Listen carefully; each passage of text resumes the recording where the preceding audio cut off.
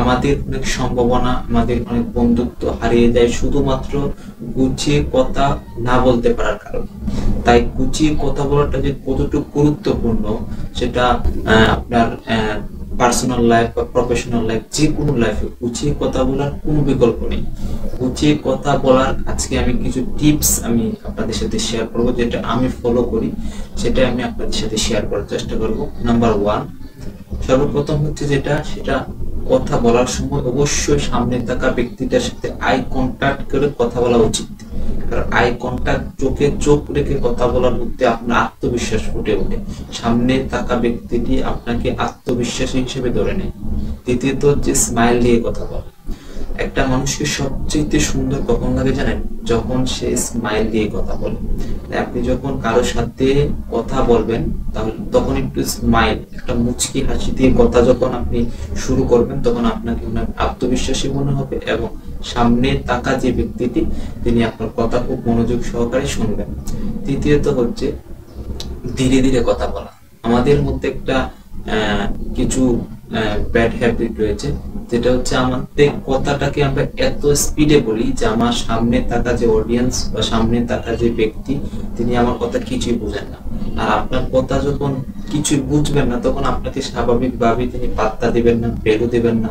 তাই নিজের কথার মধ্যে ভ্যালু অ্যাড করার জন্য আপনাকে সুন্দর স্পষ্টভাবে বুঝিয়ে ধীরে ধীরে কথা বলতে হবে। চতুর্থ নম্বর হচ্ছে আপনি আত্মবিশ্বাস নিয়ে কথা বলেন। এই যে আমি বললাম আত্মবিশ্বাস কিভাবে বাড়াবেন।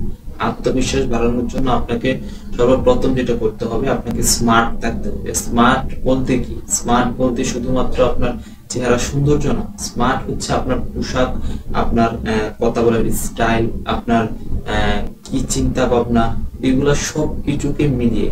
যেমন আপনি যদি পোশাক যেটা পরেন, একটা পোশাক আপনি যদি মার্জিত, সুন্দর, স্মার্ট একটি পোশাক পরেন তাহলে কিন্তু আপনার আত্মবিশ্বাস ফুটে ওঠে।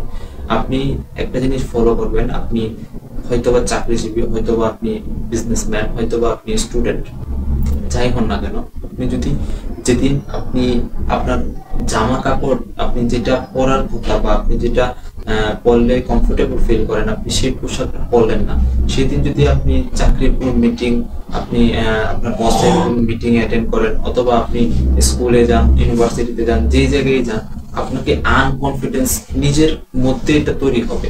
নিজের কাছে লাগবে যে আপনি যে কোনো একটা দিক থেকে আপনি নিচে পড়ে আছেন বা পিছিয়ে আছেন। এটা কিন্তু আমাদের ভ্যালুটাকে কমিয়ে দেয়।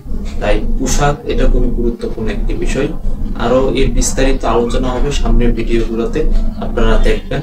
আশা করি এই কিছু টিপস যদি ফলো করা যায়, আমি বিশ্বাস করি বা আমি মানি যে কথা বলার যে আত্মবিশ্বাস, যে কথা বলার আমাদের যে কমিউনিকেশন স্কিল, এটা কিছুটা হলেও ডেভেলপ হবে ইনশাআল্লাহ।